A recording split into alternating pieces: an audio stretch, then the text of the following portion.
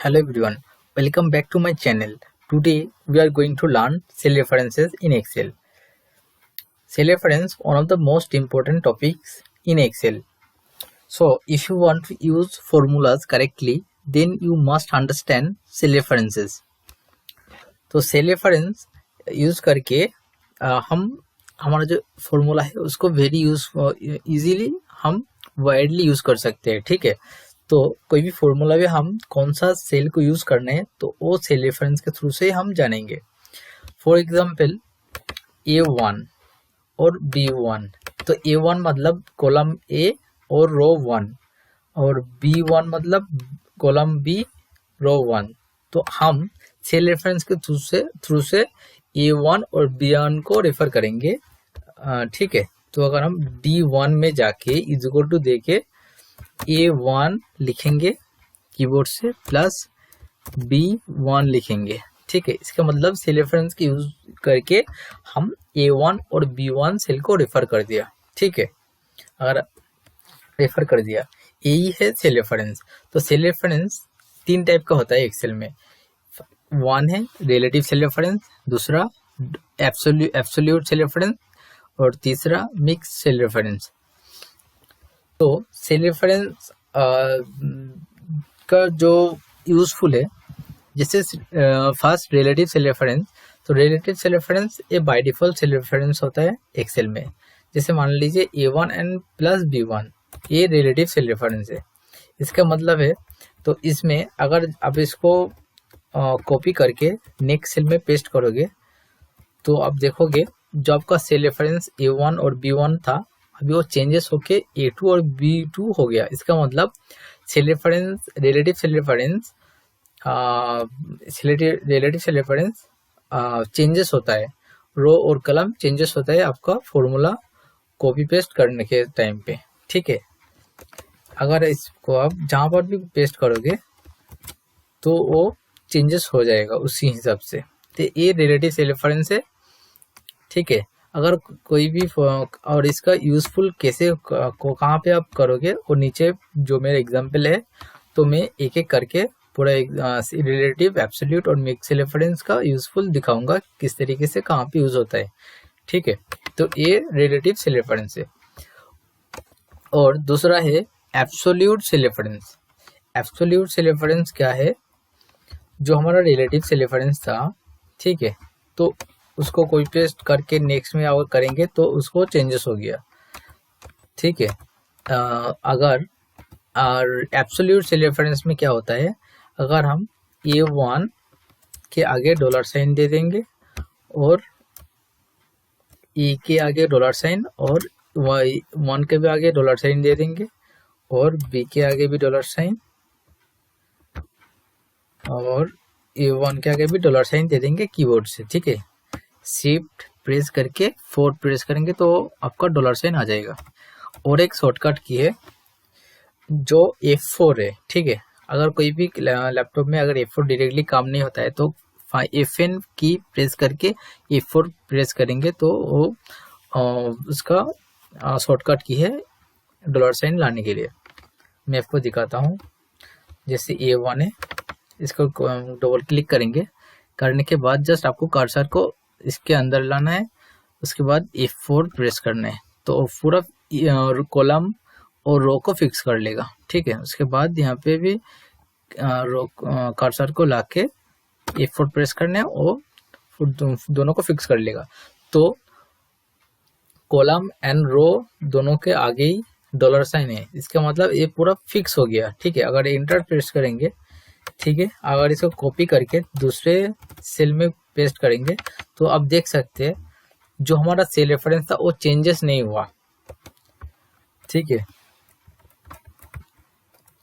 वो चेंजेस नहीं हुआ जब हमारा ये relative cell reference B1 relative cell reference, तो रिलेटिव सेल रेफरेंस में चेंजेस होता है, लेकिन एब्सोल्यूट सेल रेफरेंस में वो चेंजेस नहीं होगा। जो हमारा रेफर था वो सेम उसी जगह पे है। ठीक है, अगर और ये है एब्सोल्यूट सेल रेफरेंस।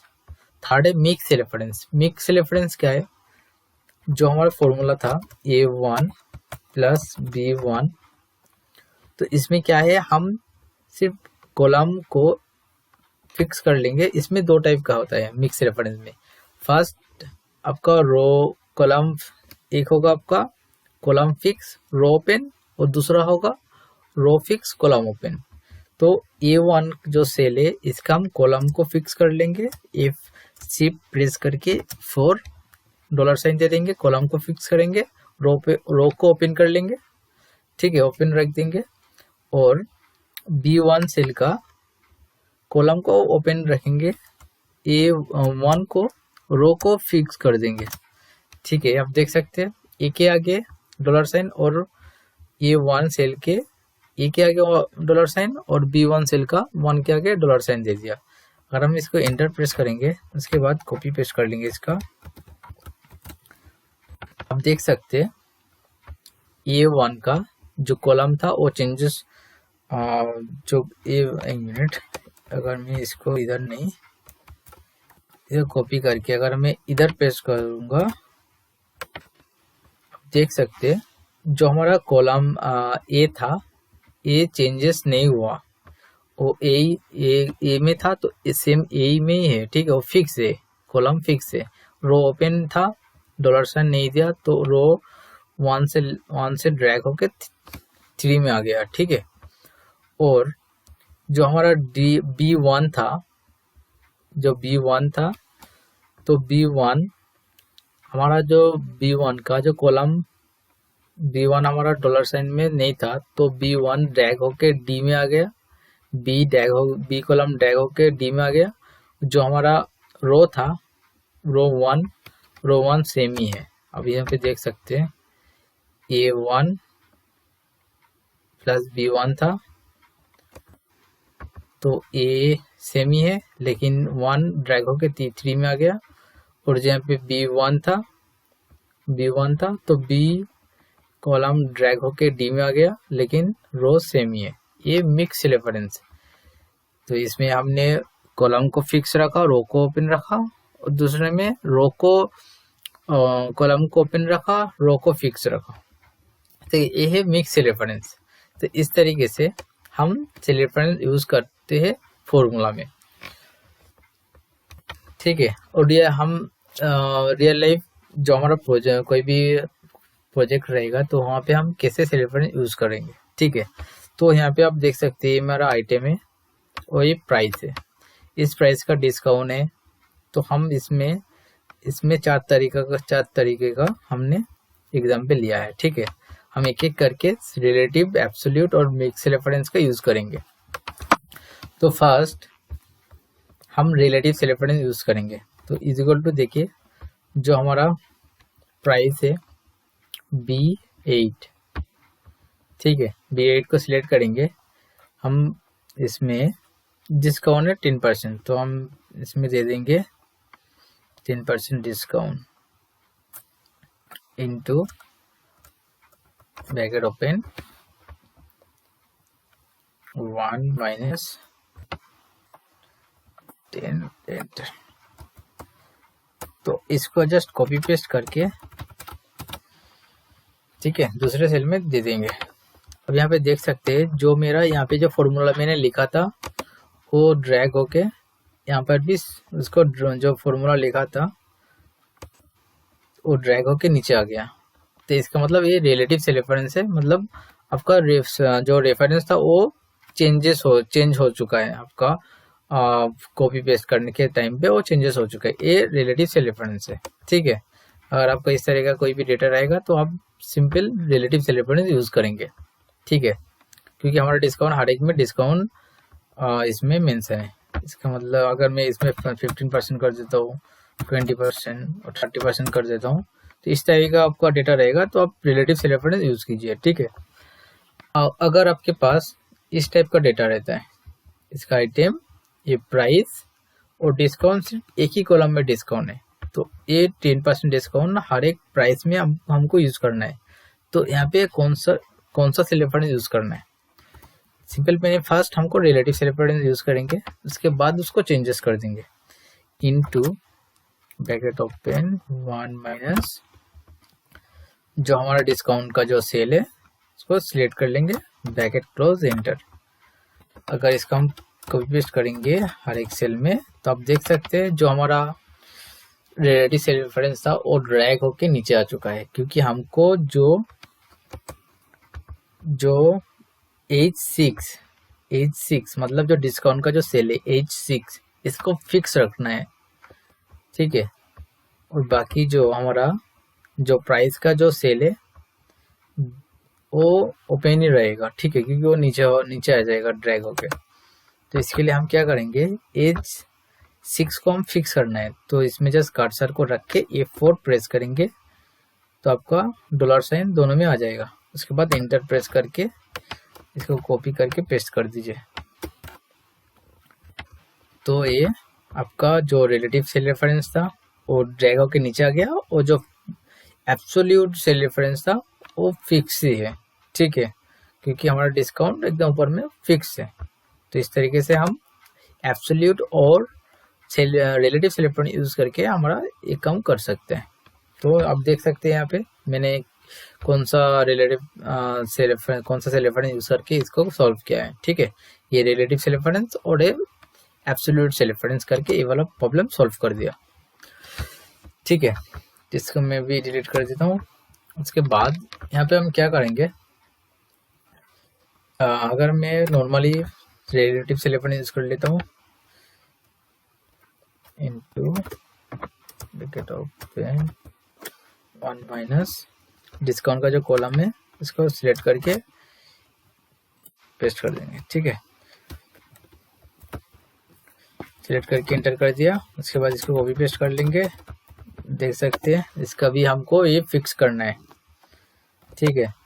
तो हमको जो फर्स्ट जो फॉर्मूला है उसमें जाके इसको F4 प्रेस करके फिक्स कर देना है। उसके बाद एंटर कॉपी करके पेस्ट कर देना है, ठीक है।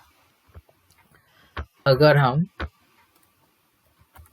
ठीक है कर देना है, अगर इसको हम कॉपी पेस्ट करके ये वाला पूरा सेल को कॉपी करके पेस्ट करेंगे, आप देख सकते हैं जो हमारा रिलेटिव सेल रेफरेंस था प्राइस वो ड्रैग होकर राइट में आ चुका है, लेकिन जो डिस्काउंट था उससे ठीक है, लेकिन प्राइस राइट में आ चुका है। तो इसका मतलब इसमें रिलेटिव सेल रेफरेंस यूज करेंगे तो ये रॉन्ग हो जाएगा, ठीक है। इसमें हम मिक्स सेल रेफरेंस यूज करेंगे, मिक्स सेल रेफरेंस, ठीक है। इसको मैं डिलीट करता हूँ।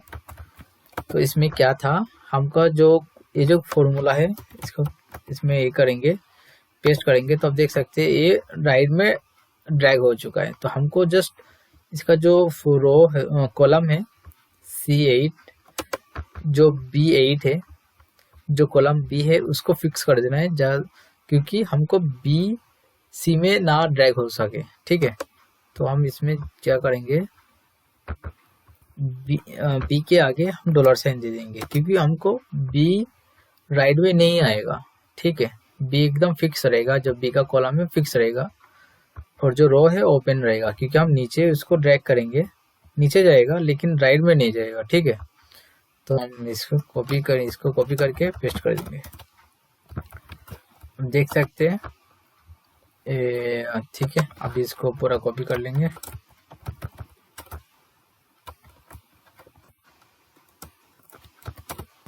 पेस्ट कर देंगे। अभी देख सकते हैं जो हमारा सेल रेफरेंस था जो बी था वो ड्रैग होकर सी में नहीं आया, क्योंकि हमने उसको फिक्स कर दिया, ठीक है। और जो हमारा डिस्काउंट था वो तो एब्सोल्यूट रेफरेंस में फिक्स ही है, और जो हमारा प्राइस था उसको हम मिक्स रेफरेंस यूज करके कॉलम को फिक्स कर दिया और रो को ओपन कर दिया, क्योंकि हम इसको जब राइट में कॉपी पेस्ट करेंगे तो कॉलम ड्रैग होके सी में नहीं आएगा, वो फिक्स ही रहेगा, लेकिन जो हमारा रो है वो नीचे आ जाएगा, ठीक है। इस तरीके से हम मिक्स रेफरेंस और एब्सोल्यूट रेफरेंस यूज करके इसको कंप्लीट कर सकते हैं, ठीक है।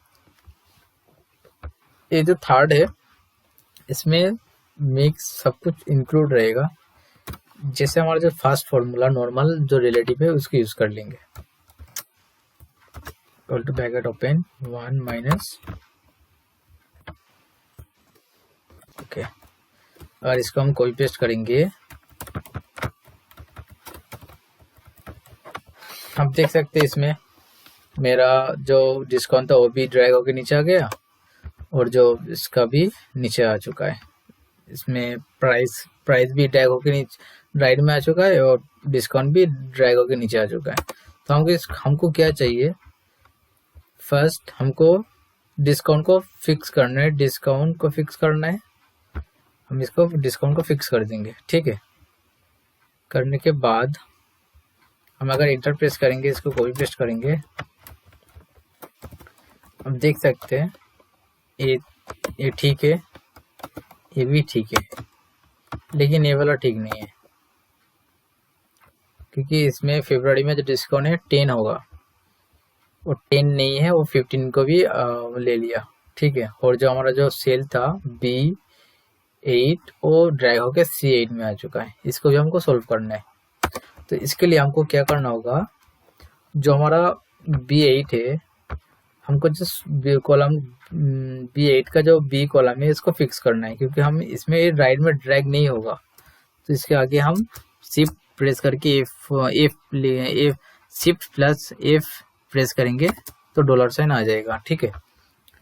तो हम इसको फिक्स कर देंगे। इसको इंटर करके कॉपी पेस्ट करेंगे, देख सकते हैं हमारा कॉलम ठीक है, लेकिन जो डिस्काउंट है वो ठीक नहीं है। हम इसको इसमें इधर ड्रैग करना होगा, ठीक है। इसको क्लिक करेंगे, आप देख सकते हैं जो प्राइस है वो ठीक है, क्योंकि हमने बी को फिक्स कर दिया, कॉलम को फिक्स कर दिया बी, और रो को ओपन कर दिया, वो ठीक है। लेकिन डिस्काउंट हमारा ड्रैग होकर राइट में नहीं आया, ठीक है। तो इसके लिए हम इसमें क्या करेंगे, जो हमारा O6 जो हमारा डिस्काउंट था, इसमें हमको जस्ट चेंज करना है, ठीक है। इसमें हम जो कॉलम है हमारा, उस कॉलम को ओपन करना है, ठीक है। और रो को फिक्स करना है, क्योंकि और नीचे ड्रैग होके नहीं आएगा, बट कॉलम ड्रैग होके राइट में जाएगा, ठीक है। अगर इसको इंटर प्रेस करेंगे, अब कॉपी पेस्ट कर देंगे पूरा को। अब ये देख सकते हैं इधर में ये हमारा जो प्राइस था B8 और ड्रैग होके B11 में आ गया, ठीक है। और जो हमारा डिस्काउंट था वो भी ठीक है, वो नीचे नहीं आया। अगर इसमें हम क्लिक करेंगे, देख सकते हैं ये भी ठीक है, क्योंकि जो प्राइस था हमारा ठीक है B11, और जो डिस्काउंट था P6, ठीक है, वो भी ठीक है, क्योंकि वो ड्रैग होके नहीं आया। तो इस तरीके से यहाँ पे हमने दोनों मिक्स सेल रेफरेंस यूज किया। एक फर्स्ट हमारा जो प्राइस था उसमें कॉलम को फिक्स रखा, रो को ओपन किया, और जो डिस्काउंट था कॉलम को ओपन रखा, रो को फिक्स किया। तो सेल रेफरेंस यूज करके हम जो फॉर्मूला था उसको डायनेमिक कर दिया, ठीक है। एक ही फॉर्मूला लिखा, वो सारे ऑटोमेटिकली उसको जो सेल रेफरेंस था उस हिसाब से उसको रेफर कर दिया। तो इस तरीके से हम सेल रेफरेंस यूज करके हमारा जो फॉर्मूला है तो उसको वेरी पावरफुल बना सकते हैं। तो विदाउट सेल रेफरेंस आप कोई भी फॉर्मूला को यूज कर नहीं पाओगे, ठीक है। और इस सेल रेफरेंस को यूज करके आप V lookup, H lookup, index match, कोई भी फॉर्मूला आप करोगे, सेल रेफरेंस हर एक में यूज होता है। तो अगर सेल रेफरेंस आपको यूज करना आ चुका है तो कोई भी फॉर्मूला आप इजीली कर सकते हैं, ठीक है। तो इस वीडियो में यहाँ पर ही ख़त्म करता हूँ। मिलते हैं नेक्स्ट वीडियो में नया टॉपिक के साथ। Thank you.